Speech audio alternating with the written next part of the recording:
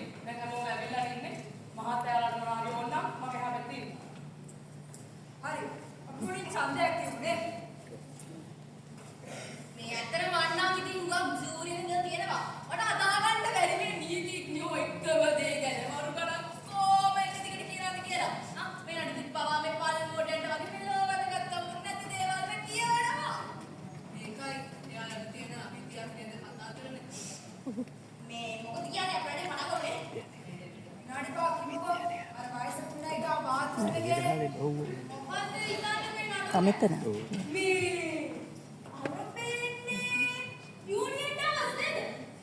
ඔව් ඒක තමයි. හාට්! මේකේ ට්‍රම්පට් එක නගරියා. එම්බල් බෑන්ඩ් වැඩද කියලා? මේ මම වැඩ කරන්නේ නැහැ කොහොමද මල්ලි? මේ ගානේ යන්න වැඩි. පොඩ බලන්නකෝ. මේ වැඩ කරන්නේ? මේ කොහොමද නැත්තේ වැඩි කම්කෝ? මාත් ඔක්කොම ඉඳ ගන්න. මේ වැඩි මම උනත් හොඳයි. අද රෑගේ මැච් එක ටිකට් ගත්තා. අලුත් කොල්ලෙක් ප්ලේ කරන්න යා. ආපහු ඉඳ ගන්න ඕනේ. ජූරි අපේ පිළිවෙලට ඉඳ ගන්න. ඒක තමයි හරි විදිය. වෙනසක් නැහැ නේ ඉඳ ගන්න කියලා. පිළිවෙලකට ඉඳ ගමුනේ. මම හිතන්නේ ඒක තමයි හරි විදිය. ඕන එක. හැමිනින්නේ දීදින්නවරගෙන මොකද හිතන්නේ? මම හිතන්නේ බෑන් කරව. දියුණු බුද්ධියක් කියන කෙනෙක්.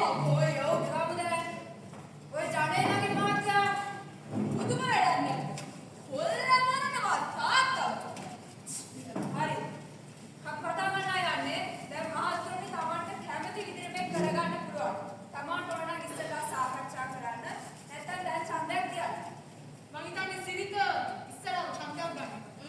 ඒක කලින් යන්නත් පුළුවන්. මේක මොන පැත්තට හරි 12ට බිඳුවක ඒක මතක තියලා විය යුතුයි. ඒකයි නියමයි. දැන් ඒගොල්ලෝ වැරදි කරුණේ නටයක් ඉස්සන් 1 2 3 4 5 6 7 8 9 10 11 12 11ට එකයි වැරදි කරු. අයියෝ අර 30 කෙනෙක් ඉන්නවා. මං හිතන්නේ අපි මේ ගැන කතා කරන්න ඕනේ. අපි ටිකක් සිහිබුද්ධියෙන් කල්පනා කරලා බලමුනේ. සාවීදි කෙරු කතාව අහනකොට කෙරුණානේ. ඒ මිනිහා වාරේ මිනිහා. එයාට වයස අවුරුදු 16. ඒ වයස මැද විතර තාත්තට පිහියෙන් ඇනලා. අඟල් 4ක් අපුවට නිදා බහින්. ඒක පැහැදිලිව පේනවනේ. ඒකනේ කාට දෙකෙන් තුනෝ ගිහින් උසාවියේදී එකේ ඉදිරිය ඔප්පු කරලා පෙන්නනවා.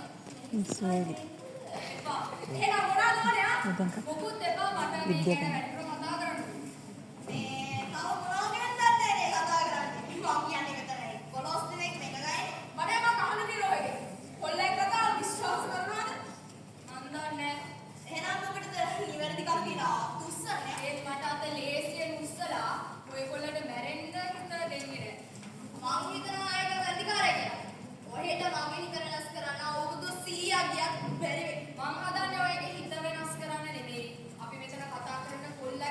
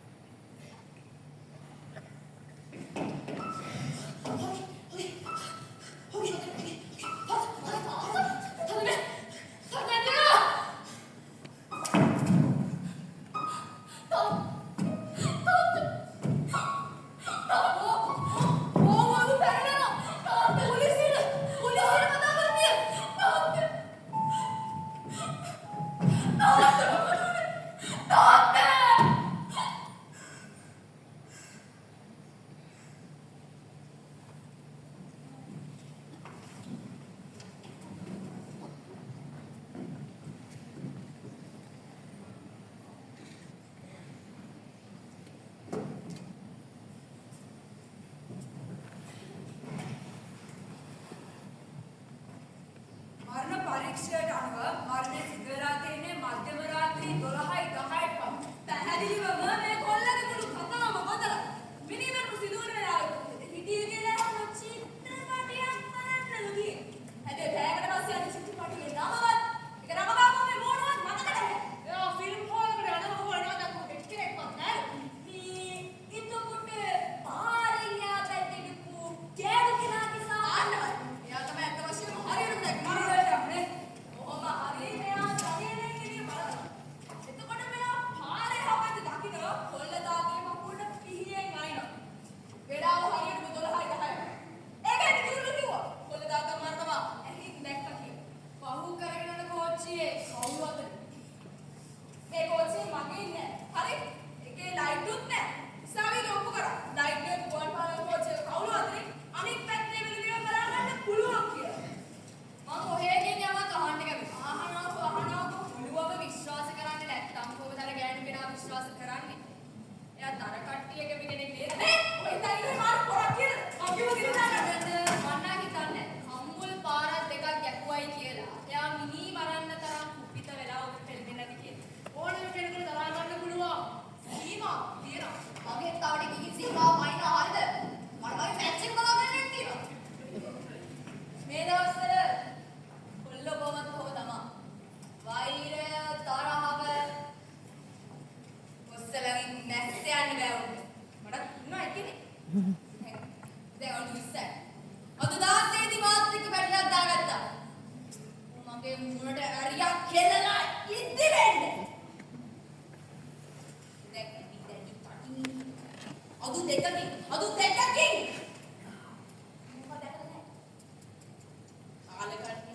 අපි අපේ බොක්කු වලට දරුවෝ හදනවා අන්තිමට මේ අපිට කියන දේ නැති වෙන මං හිතන්නේ අපි මෙතන අවශ්‍ය කාරණය මගේ හැලලා තියෙනවා ගණන් ගන්න එපා ඔය වාද කිසිම වැදගත්කමකට නෑ ඔය එකල බලනවා කියන හොඳයි දැන් ඔයාලට ඕන නම් මම ඔය ගැන හිතන්නේ කොහොමද කියලා කියන්නම් දැන් බලන්න මේ මිනි මැරුම ඇසින් දුටු සාක්ෂිකරුවන් ඉන්නේ එක්කෙනා තවත් කෙනෙක් කියනවා යාට මිනි වඩන සත්‍යය වුණා කියලා.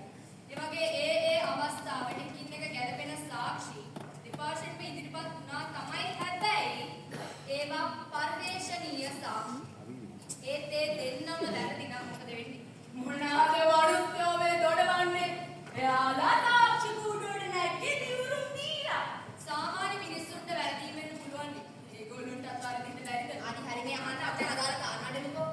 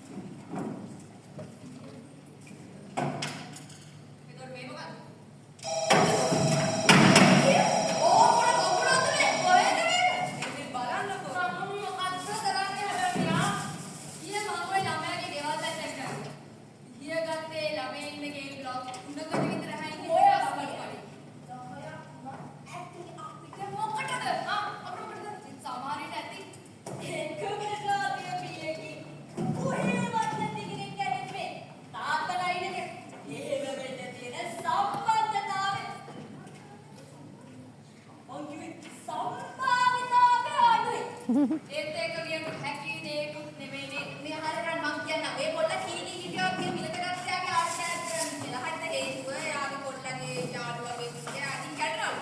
ඒ පොල්ලා සාක්කි දීලා කිව්වා ඔය පොල්ල තමන්ගේ විදිය කැඩුවා. මිනි මරුවට කොච්චර කාලකට ඉඳන්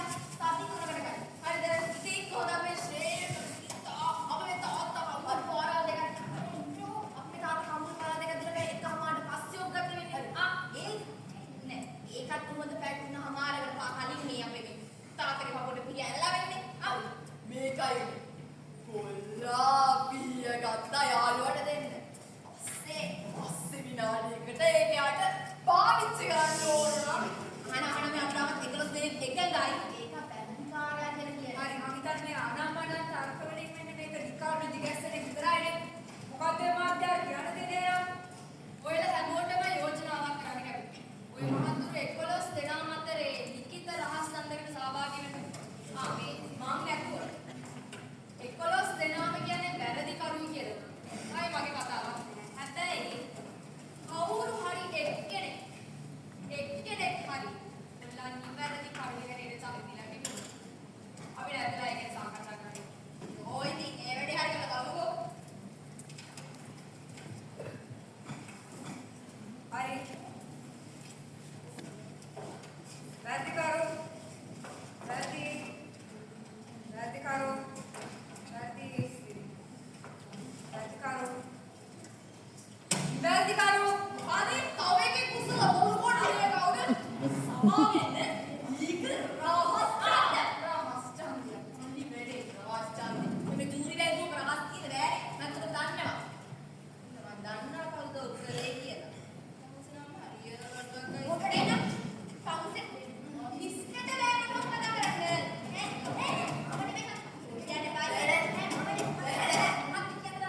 එයා චන්ද වෙනස් කරේ නෑ. කැමති දැයි කලේ කියලා දැනගන්න නෑ නෑ. ඒ කට අහගෙන ඉන්නකෝ. ඉලව්ව. මේ මං කොමුණක් කියනවා. අනිත් එක මේ මහත්තයා තනියම අපිට විරුද්ධ නැති. අනිත් අයගේ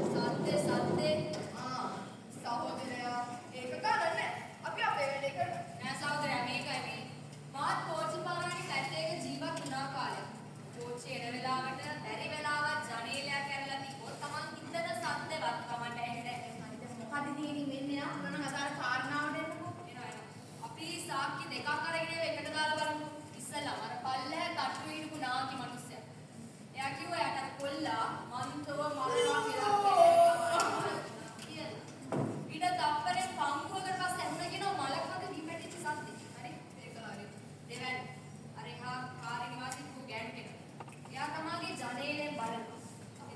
යමින් තියෙන කෝච්චියේ අන්තිම පෙට්ටි දෙකේ හවුලු හරහා දකින්න මේ විහිවල. හරි. අන්තිම පෙට්ටි දෙක අත්ත දැන් පොයින්ට් එක කියන්නේ. පොයින්ට් එක මේකයි. කෝච්චියක් එක තැනක් පහු කරලා යන්න අපි කියමු අඩුම තප්පර 10ක් යනවා කියලා.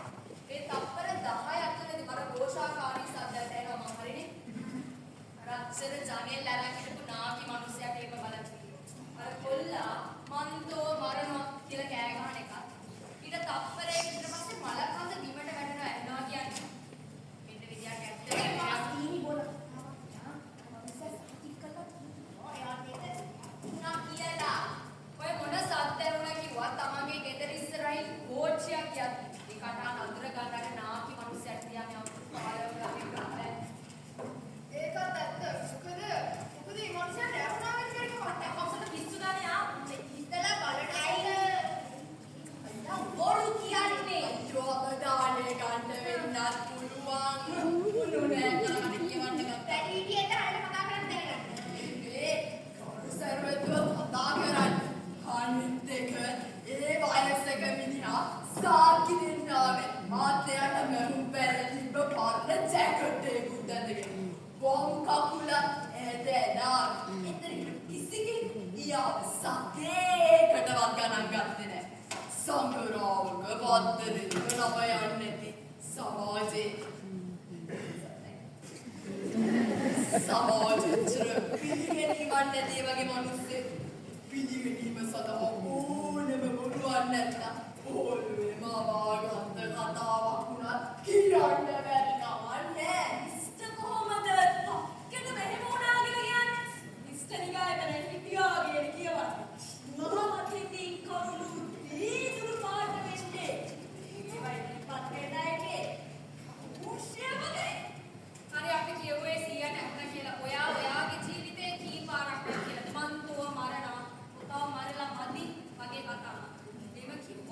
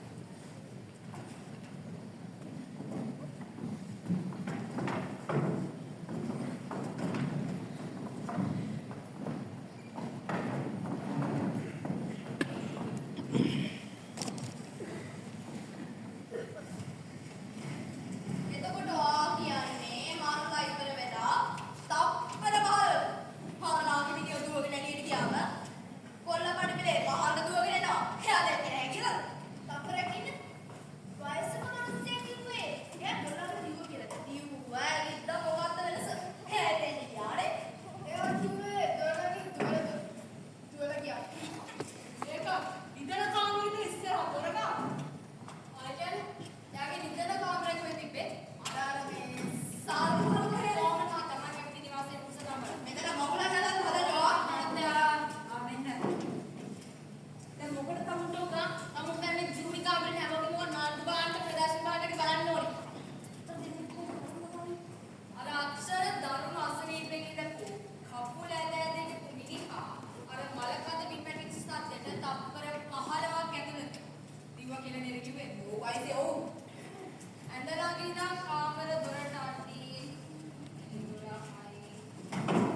12යි සාලේ දිග අඩි 43යි මගල් 6යි මේ සේරමේ තප්පර 15 අපි බලමු වාන්සේ වැඩ කරන එක නවත්ත බලමුකෝ මේ ටයිම් එක පුරා නවත්තන්න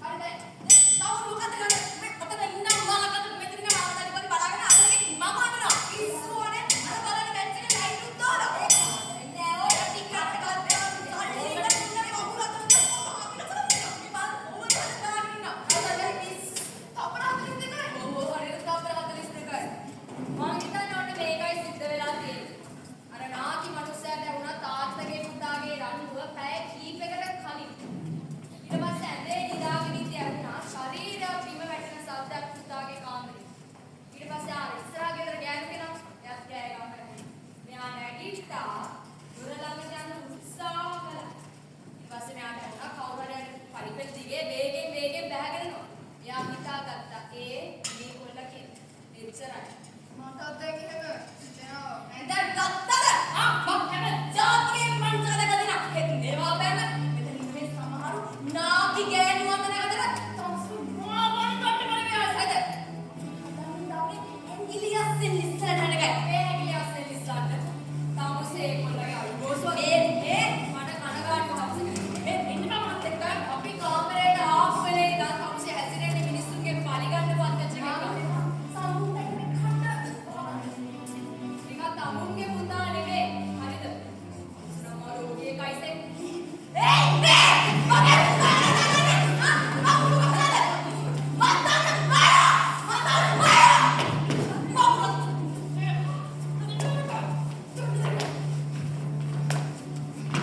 දැන් තමුසේක කිව්වේ මාව ඇත්තටම මරන්න හිතාගෙන හැබැයි අපේ නෝනාත් එක්ක රණ්ඩු කරලා තියෙනවා බලගෙන ආසෙයි